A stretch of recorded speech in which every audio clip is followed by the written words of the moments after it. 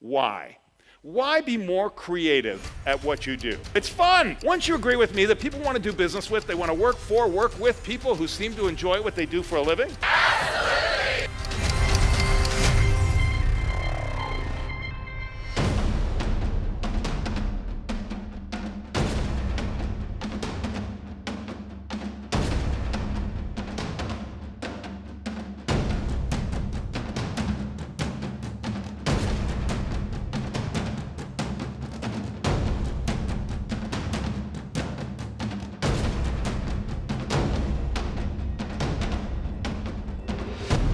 So where is he? As a matter of fact, I heard somebody say over here, I don't want to put anybody on the spot, but somebody said, you know, if he's not any good, we could sneak out, he'll never notice. So I may just stand here and drive you all crazy if that's all right. Now,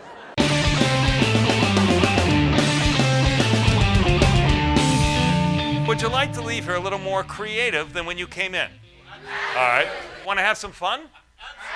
Oh, I know. Want to figure out a guaranteed method to triple your personal income by December and take next year off? Absolutely. In your dreams, I can't help you with that. Every time you go to look at the time today, I want you to ask yourself, what else do I do that's strictly a habit? That's all this is. If for the next 21 days or so, you consciously put this watch or this bracelet on the other arm, after 21 days, it would start to feel comfortable. The things I want to share with you this morning are not going to feel comfortable.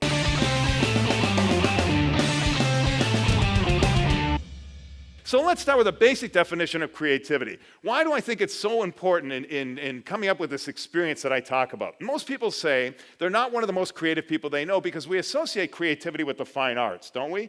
I'm not creative because I can't paint, I can't sketch, I'm just not creative. let me ask you a question. Forget about who you know and who you're sitting beside. By a show of hands, how many of you truly believe you are one of the most creative people you know? 10. All right, we got some work to do. Let's start there. I truly believe everybody's creative. When were we most creative in our lives? All of us. When we were kids, right? It didn't just fall off. I mean, it's there inside every one of us. And what I talk about is how do you access that natural creativity when it comes to the customer experience? I want to tell you a story. And the story will not work without your help. Through the middle of the land is a very fast-flowing, very deep river. On one side of the river, we find our first character. Very creatively, her name is Miss A. She walks down the riverbank, and eventually she comes across Mr. D, and Mr. D is sitting. Spoke to a group of chiropractors. They complained about his posture. Mr. D, can you help me? No. She said, why not? Said, I don't want to get involved. Go away. Poor Miss A. Eventually, she comes across Mr. E's on a, it's a horse, yes. You got horse from that? That's great. And not just any horse, it's a white horse. Ooh. I was in love with Mr. B across the river, but I couldn't get across. Too fast, flowing too deep. I went to Mr. C's, got a boat. He said to kiss my wing. Kiss him. I was in love with Mr. B. Went to Mr. D. Wouldn't get involved. That Mr. C gave me a little kiss. He brought me across. Mr. B wouldn't take me anymore. What am I going to do? Oh, thank you. Mr. E looks at Miss A and says, I'll take you just the way you are. I don't care about your past. I don't care what's happened. Hop onto my white horse. We'll ride off into the sunset. She does. They do. End of story. What's the point? What's the point? What could it possibly have to do with being more creative? I don't know, but it was fun. Just because that woman who can yell and I put Mr. E at the bottom of our list, does it mean we're wrong? Some of you will say yes. No, it's just a different what? Perspective. It's a different perspective of the exact same situation that you all saw. That's what being creative in HR today is all about. Are you willing, after all these years, to be able to say, you know what, maybe there's another perspective? Yeah, there's a great saying in sales training, and I'm not here to do sales training by any means, but I think it's so apropos to what you do every day. If you see the world through your customer's eyes, you'll see the way your customer buys. Not in selling something, but how about just managing change, on getting change through the organization. See the world through your customer's eyes and see the way your customer buys. But perspective is a scary thing. We work with somebody for years and we think we know their perspective. And one day it changes instantly. And we're sitting there saying to ourselves, whoa, what's the matter with him? Whoa, what's the matter with her? When we should be saying, whoa, what's the matter with me? Why? Because if I'm constantly checking in with you to see what is it that will increase the value specific to you at any given moment, I'm never surprised that your perspective has changed. And perspective can change instantly, depending on what's going on in their personal lives. What happened in the car from home to work this morning can change their perspective.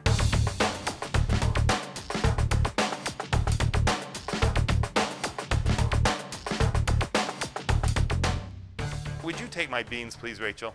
2 hands. Great.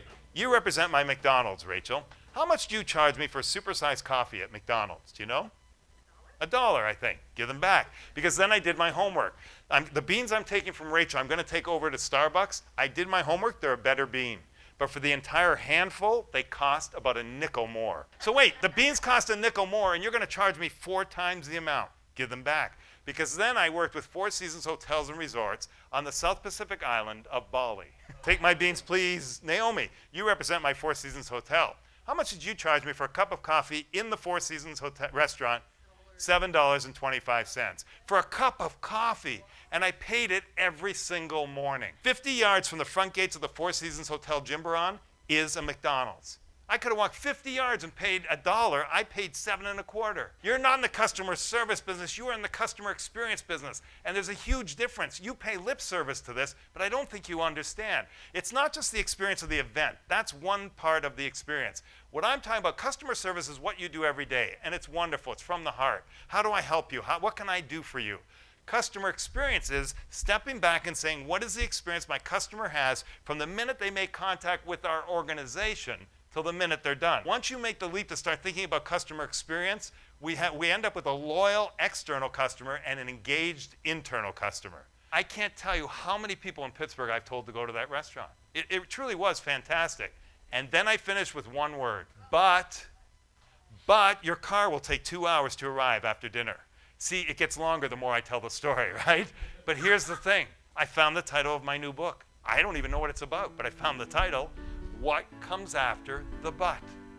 Because the minute we start asking that, and everyone in our organization asks it, we've become 100% customer focused. So I'm encouraging you to go back, ask everybody at every level in your organization, what comes after the but?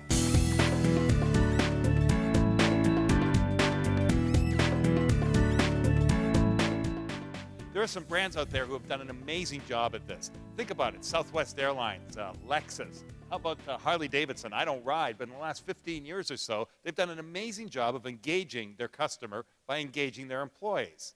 And those touch points are what I want you to go back and focus on in your organizations. See, what if we just considered every touch point in our organization? What is that? It's the opportunity to touch the customer. The opportunity we have to affect the customer, the patient, the student experience. What do I mean? Here's a case history. Shadow Milk Company out of Missouri, gets their people together, 130 employees, and they start talking about touch points. What are the touch points that we have? And then they prioritize them, and their number one touch point that they found were their drivers. Now, if you can imagine, these people deliver milk, and they've done an amazing job. On the back of every milk company truck, it now says this: in case of accident, please have cookies ready.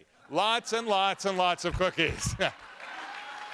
Imagine if we examined all the touch points in our organization and tweaked them just a little. See that line, coloring outside the lines is scary business? It's the first line of a poem. I'm going to share it with you right now and the story behind it very quickly. But the bottom line is we have to take a risk if we're going to think differently about our customer experience. Coloring outside the lines is scary business. Some days I don't have the courage for it at all. And it'd be nice to have a friend who colored outside the lines sometimes too. Would you? Will you? Absolutely. It's been my privilege. Thank you so much.